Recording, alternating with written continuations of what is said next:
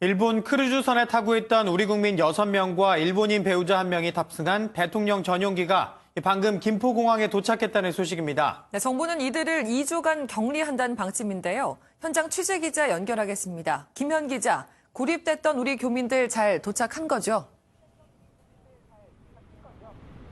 네, 그렇습니다.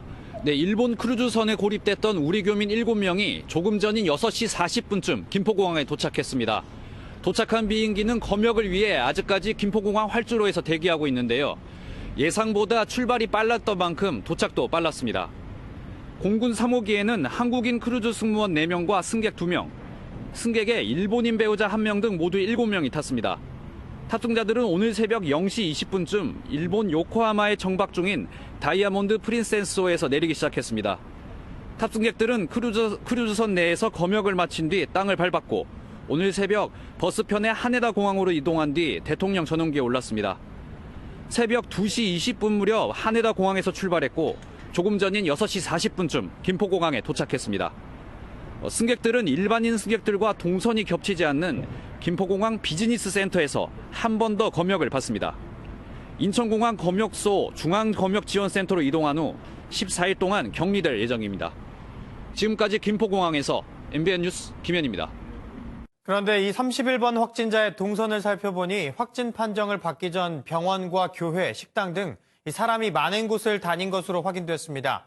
다행히 가족 2명은 음성 판정이 났지만 시민들의 불안이 증폭되고 있습니다. 심우영 기자입니다. 31번 환자는 지난 17일 대구의료원 음압병실에 격리됐습니다. 격리 전 동선은 다양합니다. 지난 6일 교통사고가 나 7일 밤 대구 새로난 한방병원에 입원했습니다. 이 이틀 동안에는 직장에 출근도 했습니다. 지난 15일에는 퀸벨호텔 뷔페에서 점심을 먹었습니다. 대구 대명동에 있는 교회입니다. 이 환자는 지난 9일과 16일 하루 2시간씩 다른 신도들과 함께 예배를 한 것으로 확인됐습니다. 호텔 뷔페에는 경북 성주군청 공무원 50여 명이 같은 공간에서 식사한 것으로 나타났습니다. 보건당국은 병원과 호텔, 교회, 직장 등을 폐쇄한 뒤 긴급 방역에 나섰습니다. 많이 안 좋은 상태에서 이런 일이 일어나 버리니까 이제 상당히 진짜 답답하죠. 어떡하지도 나오지도 못한다니까.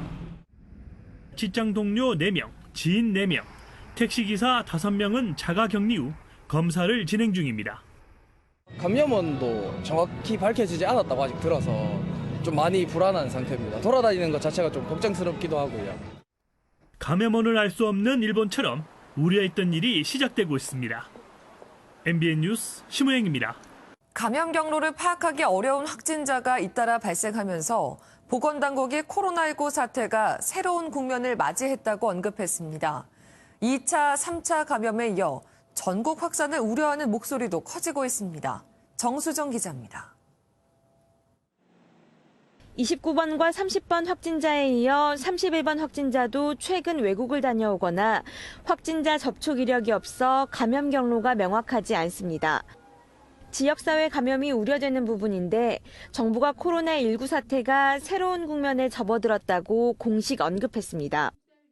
이런 유사한 환자들의 보고가 늘어날 수 있는 가능성이 있다라고 보고 있어서 그런 면에서 새로운 국면이라는 그런 말씀을 드립니다. 입국자 검역과 지역사회 감염 대비책을 같이 가동해야 하는 시기라는 겁니다. 정부는 이르면 오늘부터 원인을 알 수 없는 폐렴 환자에 대해서도 코로나19 검사를 하는 내용을 담은 사례정의 6판을 시행합니다. 다만 전국적 유행은 아니라고 보고 위기 단계는 경계를 유지하기로 했습니다.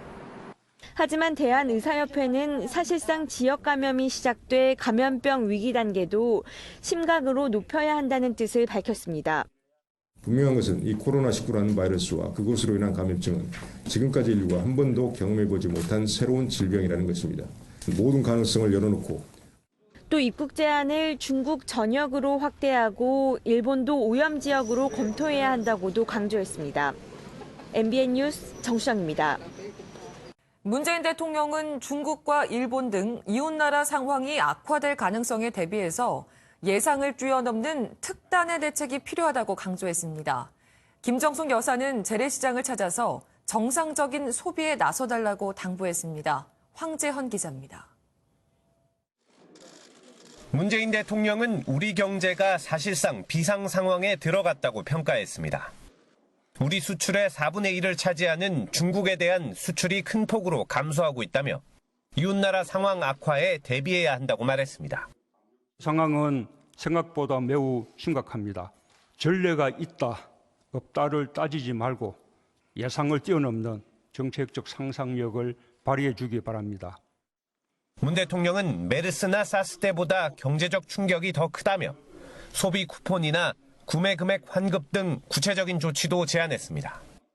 정부는 지난 2009년 금융위기 당시 공공근로자에게 급여 일부를 소비 쿠폰으로 지급해 소비 활성화를 도왔습니다.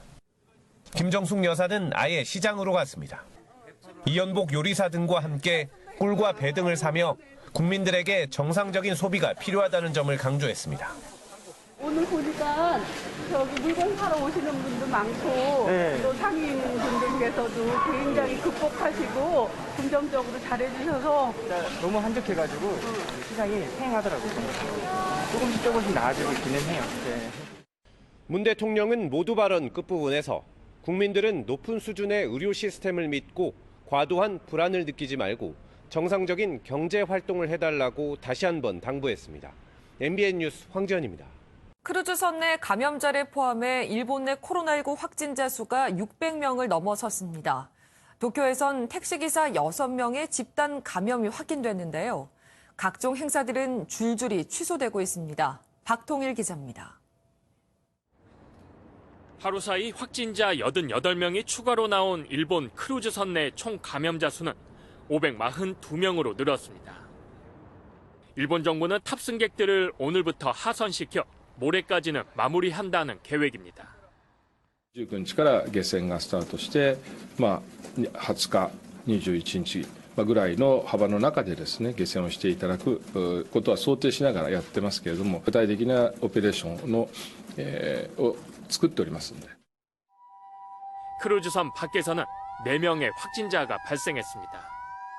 도쿄 도내에서 3명이 추가 확진 판정을 받았고 요코하마시에선 최근 중국인 관광객을 태운 택시 운전사가 감염됐습니다.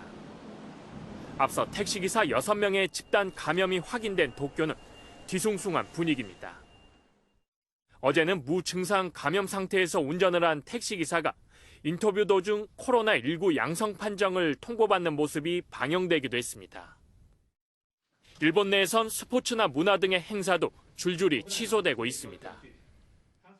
人が密着するような大規模なイベントの開催等についても専門家のご意見を聞いた上で開催時期の見直しの必要性なども含め 지금까지 일본의 누적 확진자 수는 616명으로 중국을 제외한 전 세계 확진자 수의 절반이 넘습니다.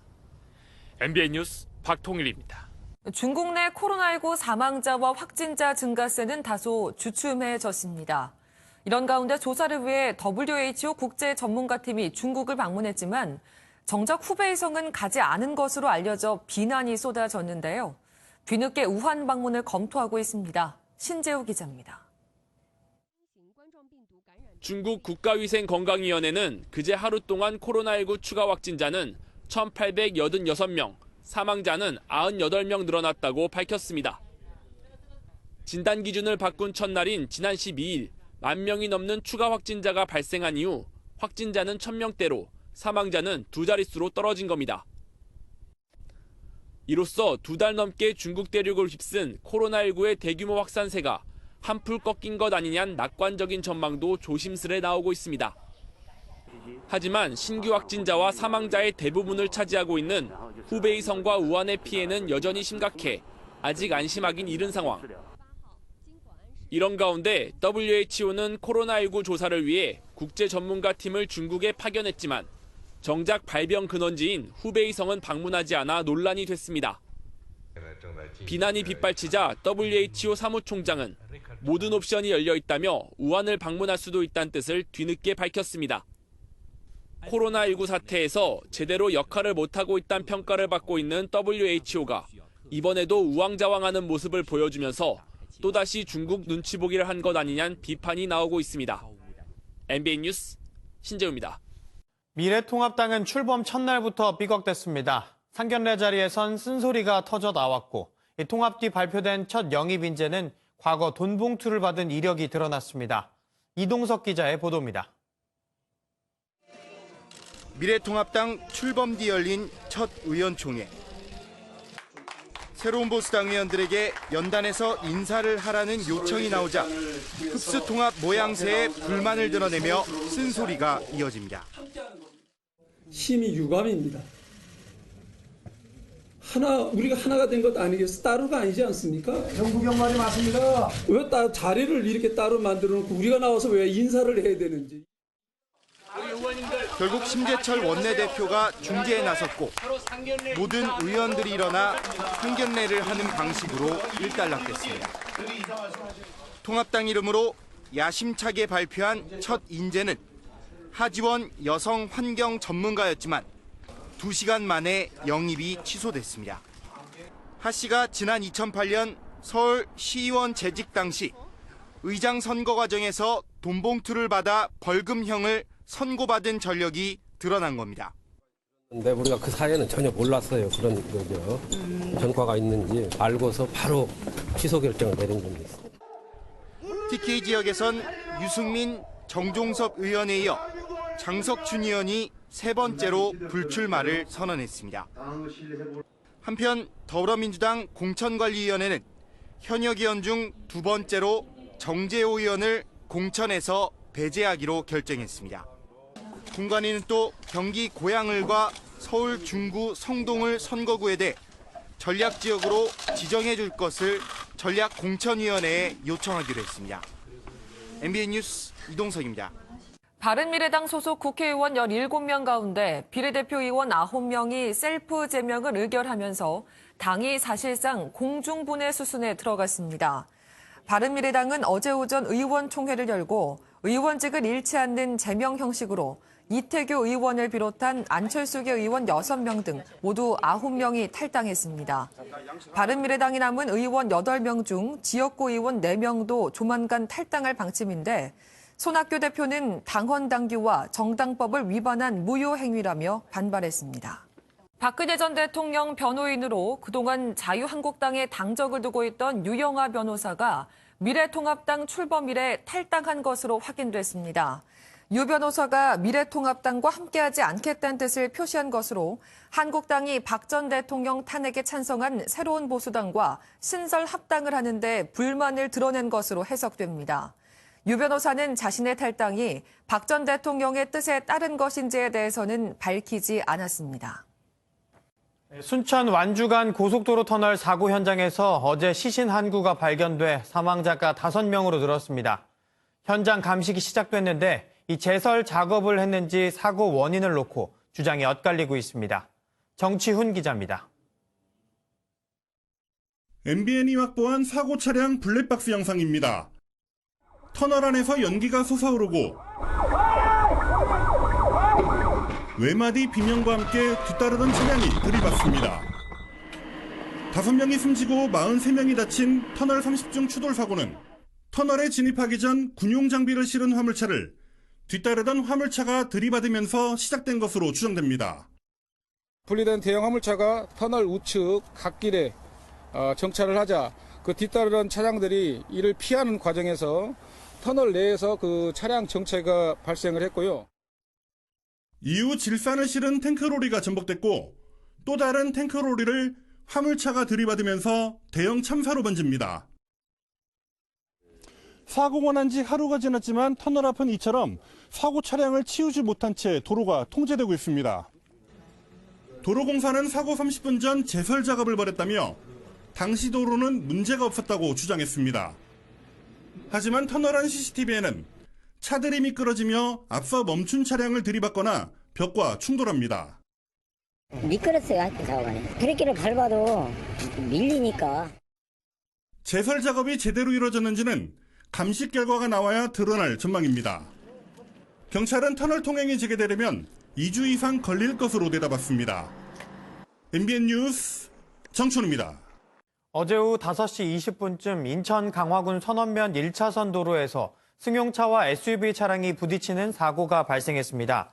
사고로 승용차 운전자인 45살 남성이 크게 다쳐 병원으로 옮겨졌고 SUV에 타고 있던 여성 2명도 경상을 입었습니다.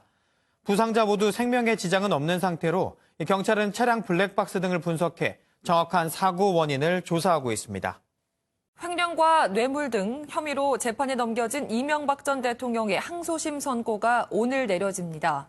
검찰은 삼성이 소송 비용 명목으로 건넨 돈을 뇌물 혐의에게 추가해서 1심보다 높은 형량을 재판부에 요청했습니다. 민지숙 기자입니다. 자동차 부품업체 다스자금 횡령과 삼성 뇌물수수 등 혐의로 유죄가 인정된 이명박 전 대통령. 피고인을 징역 15년 및 벌금 130억 원에 처한다. 피고인으로부터 82억 7,070만 3,643원을 추징한다. 1년 4개월 만인 오늘 이 전 대통령에 대한 항소심 선고가 내려집니다. 앞서 이 전 대통령은 다스의 자금 349억 원을 횡령하고 110억 원대 뇌물을 받은 혐의로 재판에 넘겨졌습니다. 항소심 재판에서 검찰은 삼성이 소송 비용 명목으로 건넨 돈을 뇌물로 판단해 혐의 액수를 51억 원 추가했습니다. 이에 따라 검찰은 지난달 열린 결심 공판에서 1심 구형량보다 높은 징역 23년과 벌금 320억 원을 구형했습니다. 지난해 3월 보석으로 석방된 이후 불구속 상태로 재판을 받아온 이 전 대통령은 최후 진술에서 모든 혐의를 부인했습니다. 만약 오늘 항소심 재판부가 실형을 선고하면서 보석을 취소하면 이 전 대통령은 다시 구치소에 수감됩니다. MBN 뉴스 민지숙입니다.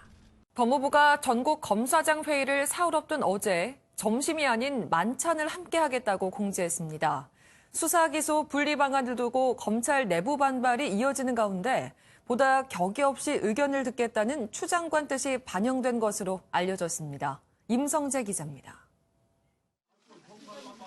당초 오전 10시로 알려졌던 전국 검사장 회의 시작 시간이 오후 2시로 늦춰졌습니다.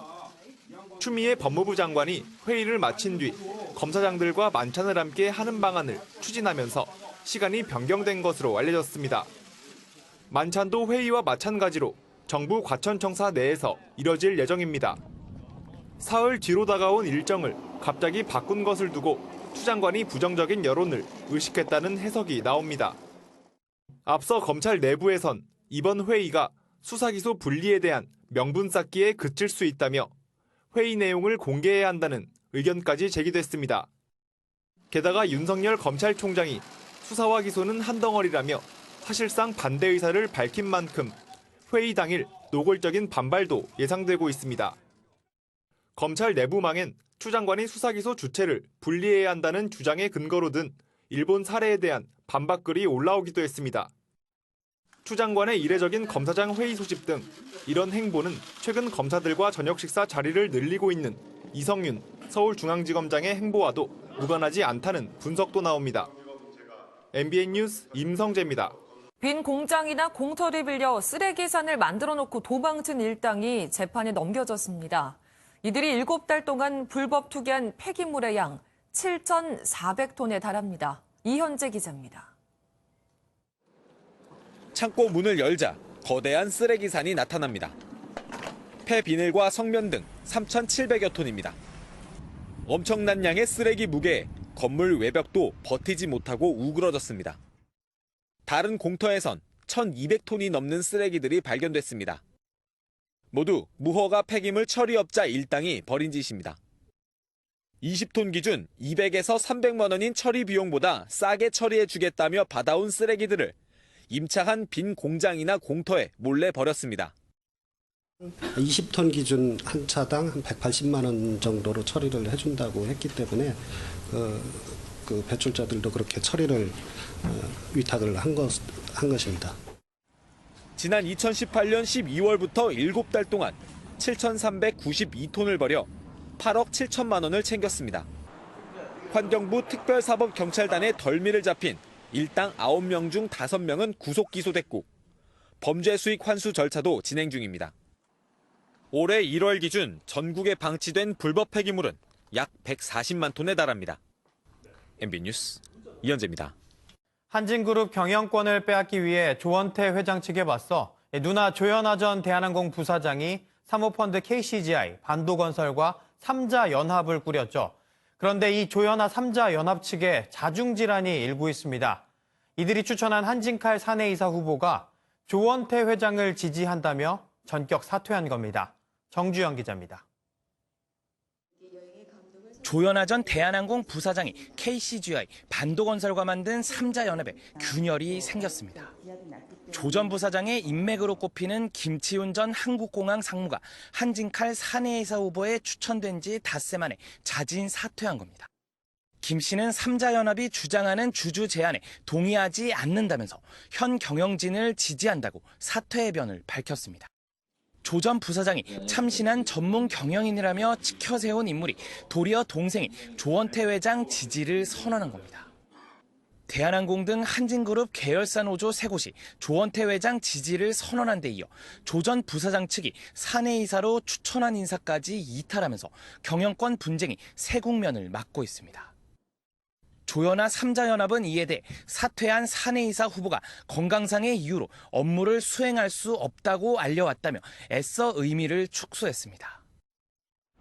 3자 연합의 내부 균열에 한진그룹은 극도로 말을 아끼면서도 내심 안도하는 분위기입니다.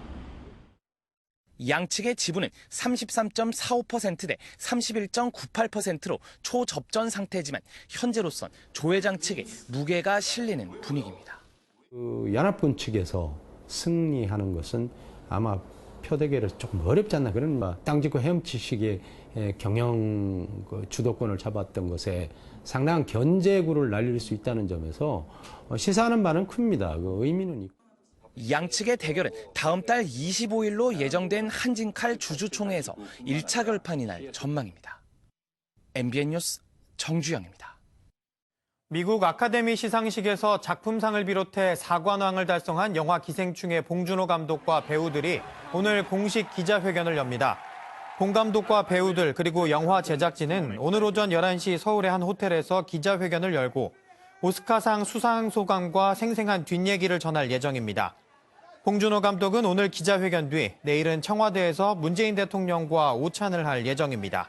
검찰 세월호 참사 특별수사단이 재수사에 착수한 지 100일 만에 김석균 전 해양경찰청장 등 해경지휘부 11명을 재판에 넘겼습니다. 김 전 청장 등은 참사 당시 승객 퇴선 유도 지휘 등 구조에 필요한 주의 의무를 다하지 않아 303명을 숨지게 한 혐의 등을 받고 있습니다. 다음은 굿모닝 월드입니다. 추운 날씨가 계속 이어지고 있는데요. 이럴 때일수록 빙판길에 미끄러지지 않게 조심해야 합니다. 특히 물가 주변에선 더더욱 말이죠. 미국 시카고의 미시간호. 얼마나 추운지 강이 꽁꽁 얼어 있는데요. 이른 아침부터 이곳을 걷고 있는 한 남성이 있습니다.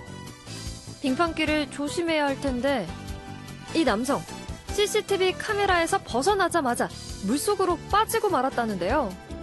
다행히 마침 조깅을 하던 다른 남성이 발견했습니다.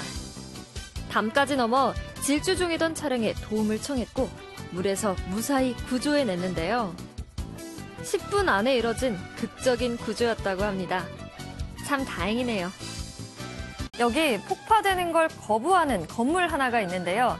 무너지지 않고 꿋꿋하게 버티고 있다고 합니다. 미국으로 가보겠습니다. 건물이 뿌연 연기를 내며 와르르 무너집니다. 새로 건물을 지으려고 오래된 11층짜리 건물을 부수고 있는 건데요. 그런데 이 건물 살짝 기울어질 뿐 중심부는 무너지지 않았습니다. 굴착기도 동원했지만 꿈쩍도 안 했다는데요. 결국 크레인을 이용해 다시 시도할 예정이라고 합니다. 이를 보고 주민들은 이탈리아에 피사의 사탑이 있다면 텍사스엔 댈러스의 사탑이 있는 것 같다고 말했다네요. 지금까지 굿모닝 월드였습니다. 오늘은 봄의 두 번째 절기 우습니다. 어제부터 날이 풀리기 시작했지만 여전히 예년 수준은 못 미쳤었는데요. 오늘은 낮부터 평년 기온을 웃돌면서 더 포근해지겠습니다. 아침 기온은 아직 영하권이긴 하지만 낮에는 서풍이 불어들면서 8도까지 오르겠고 어제보다 7도가량 높겠습니다. 이후 기온은 더 올라서 모레는 12도가 예상됩니다. 추위는 풀렸지만 빙판길은 계속해서 주의하셔야 합니다. 어제까지 내린 눈이 쌓여 도로가 미끄러운 곳이 많겠습니다. 공기는 깨끗하겠습니다. 오늘 미세먼지 농도 좋음에서 보통 수준을 유지하겠습니다. 하지만 내일은 중국발 스모그가 유입될 가능성이 있어 미세먼지 정보 꼼꼼히 확인해 주셔야겠습니다. 위성 영상입니다. 지금 전국에서 맑은 하늘이 드러나 있습니다. 오늘 중국 상해 부근에서 동진하는 고기압의 가장자리에 들겠습니다. 전국에서 가끔 구름만이 지나겠습니다. 이 시각 기온 살펴보겠습니다. 서울 영하 4.2도, 춘천 영하 7.7도, 안동 영하 5.7도, 대구는 영하 0.6도로 시작을 하고 있습니다. 낮 기온은 서울 8도, 강릉 10도, 대전과 전주 10도, 광주와 대구 11도까지 오르면서 어제보다 높겠습니다. 추위는 풀렸지만 일교차는 조심하셔야겠습니다. 금요일 밤부터 주말 사이에는 전국에서 비 소식이 들어 있습니다. 날씨였습니다.